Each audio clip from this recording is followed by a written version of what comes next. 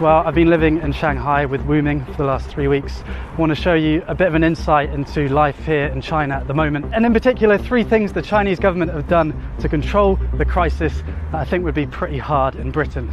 It's not all sunshine and daffodils. I'll talk a bit about the darker side at the end of the video. The Chinese government collect an immense amount of data about their citizens, and they're using it in novel ways to tackle the coronavirus.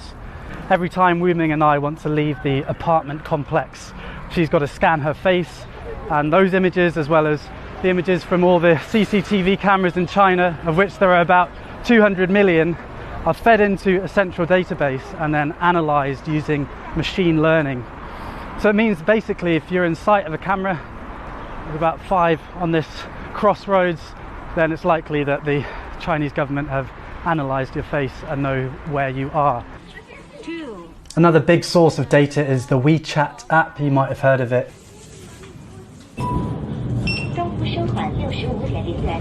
So that's WeChat. It's social media and your debit card all rolled into one super app, which is really convenient, but obviously also tracks.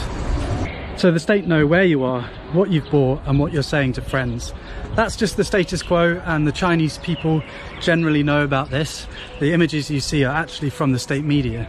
But they're using this data to try the highest tech epidemic control ever attempted.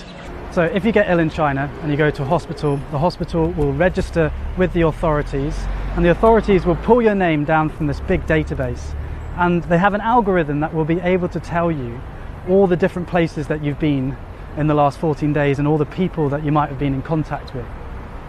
So the bread that you bought with the WeChat app, the baker now will be notified that they have to self-quarantine for 14 days.